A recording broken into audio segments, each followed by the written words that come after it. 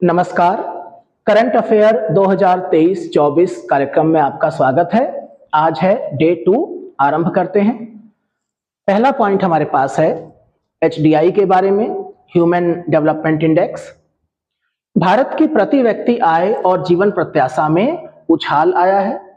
वर्ष 2021 में एक भारतीय की औसत जीवन प्रत्याशा 62.7 ईयर्स थी। ठीक एक साल बाद भारतीयों की औसत आयु 5 वर्ष बढ़कर 67.7 वर्ष हो गई है। 2022 में भारतीयों की सकल राष्ट्रीय आमदनी प्रति व्यक्ति $6,951 थी। इस लिहाज से एक वर्ष में भारतीयों की औसत आमदनी में 6.3% की बढ़ोतरी हुई है। इस जानकारी का स्रोत क्या है? स्रोत है यूनाइटेड नेशन के द्वारा जारी किया जाने वाला मानव विकास सूचकांक एचडीआई 2022। भारत ने इसमें ग्रोथ करी है। आप देखिए, मानव सूचकांक में भारत की रैंकिंग में पिछले साल के मुकाबले एक पायदान का सुधार आया है। 2021 में कुल 193 देशों में भारत का स्थान 135वां था। 2022 में भारत का स्थान 134वां है। करंट अफेयर में कुछ जानकारियां ऐसी होंगी जो समय के साथ अपडेट होंगी, जैसे कि जब 2023 का एचडीआई रिपोर्ट आएगा तो उसको हम अपने लेक्चर में अपडेट करेंगे। संयुक्त राष्ट्र ने भारत के इस प्रदर्शन की तारीफ करी है। भारत के औसत को सर्वश्रेष्ठ कहा गया है। सेकंड पॉइंट, जनवरी 2024 में त्रिपुरा सरकार ने मिजोरम के ब्रू शरणार्थियों के लिए जमीन आवंटित करी है। तो यहां से प्रश्न क्या आ सकता है? आपको बस दो शब्द याद रखने हैं, मिजोरम और ब्रू शरणार्थी। ब्रू रियांग कहा जाता है। तो प्रश्न सिर्फ ये आएगा कि ब्रू रियांग शरणार्थी कहां से हैं? मिजोरम से हैं। और कहां पर उनको बसाया जा रहा है? त्रिपुरा में। इसके बाद हमारे पास तीसरा पॉइंट है 8वां स्वच्छ सर्वेक्षण पुरस्कार 2023। वर्ष 2023 का जो ये स्वच्छता सर्वेक्षण है, इसकी थीम है वेस्ट टू वेल्थ। वेस्ट मतलब जो हम वेस्ट कर देते हैं चीजों को, कचरा। तो कचरे के प्रभावी प्रबंधन पर जोर था।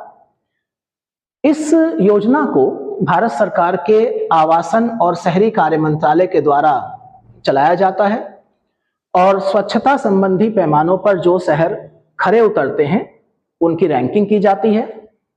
इस बार इंदौर और सूरत को प्रथम स्थान दिया गया है।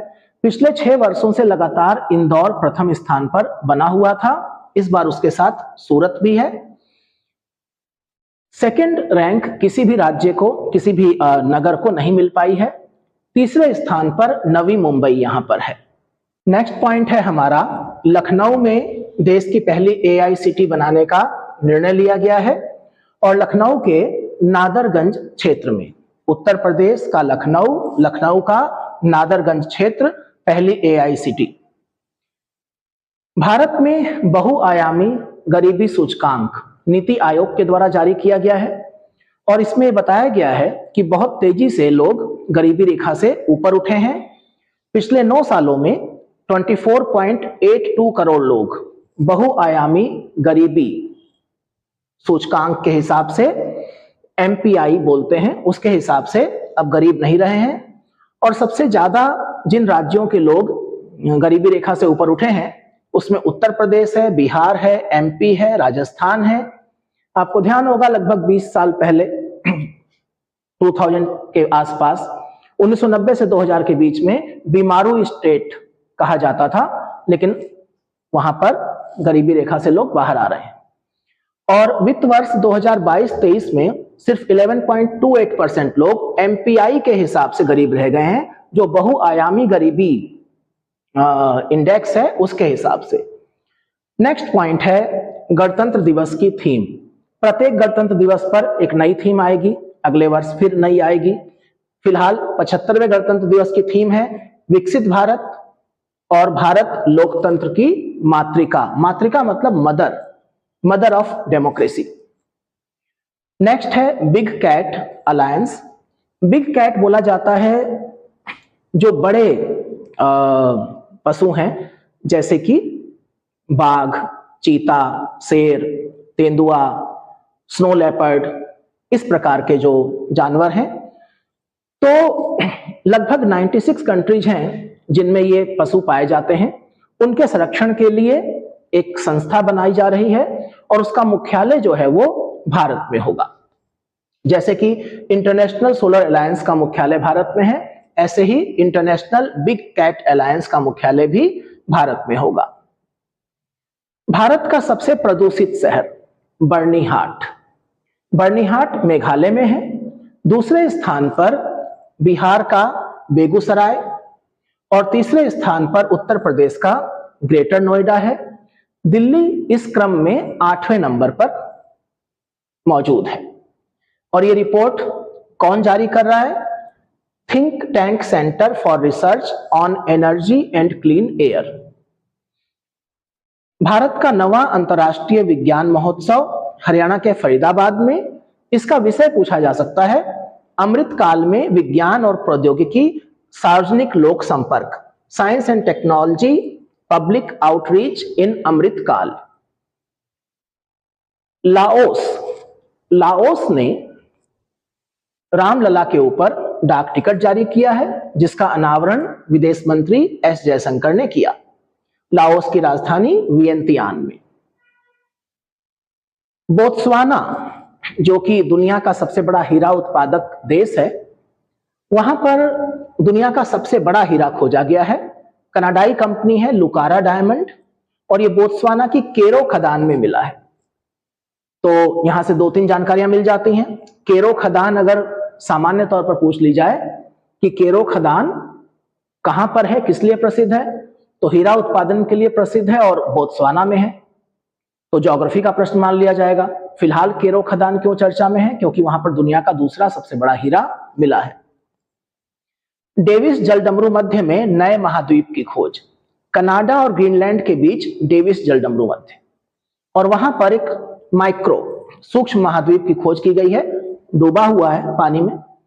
इसे Davis Strait proto micro continent नाम दिया गया है, क्योंकि इसका निर्माण इस क्षेत्र में स्ट्रेट के टेक्टोनिक डेवलपमेंट की वजह से हुआ है। सेकंड, थॉमस सोल और दक्षिण चीन सागर विवाद। थॉमस सोल क्या है? ये एक द्वीप है जो कि प्रवाल से निर्मित है, और प्रवाल निर्मित द्वीप जब एक खास आकृति में, एक घोड़े की नाल की आकृति में डेवलप होते हैं तो उसको एटॉल कहा जाता है। तो ये एक आंसू बूंद के आकार का एटॉल है, प्रवाल द्वीप है। 11 नॉटिकल माइल्स, मूंगा चट्टानों से घिरा हुआ है। इसको लेकर के फिलीपींस और चीन के बीच में विवाद है। दरअसल दक्षिणी चीन सागर को लेकर के चीन का जो विवाद है वो फिलीपींस और कुछ अन्य देशों के साथ रहा है। तो फिलीपींस में इसको आयोगिन और चीन में रेनाई रीफ के नाम से जाना जाता है। और महत्व क्या है?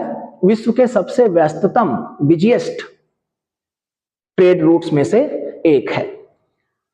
तो आप देख सकते हैं कि बहुत थोड़े से पॉइंट मैंने आपको बताए, आपके लिए मुश्किल भी नहीं होगा। प्रीलिम्स के लिए अगर आप बहुत डिटेल में करंट अफेयर पढ़ेंगे तो उसका लाभ नहीं होने वाला है। सीधे सीधे फैक्ट बेस्ड क्वेश्चन आते हैं प्रीलिम्स के लिए, और रोजाना अगर आप 10-10, 15-15 पॉइंट करेंगे तो 6 महीने में, साल भर में जो भी आपका टारगेट है ये काफी हो जाएंगे। दूसरी बात कि इसके साथ पीडीएफ प्रोवाइड किया जा रहा है, उसको आप डाउनलोड कर लीजिए, चाहे प्रिंट आउट निकाल लीजिए या अपने हाथ से एक कॉपी बना लीजिए। रोज का रोज आप रिवीजन करते रहिए।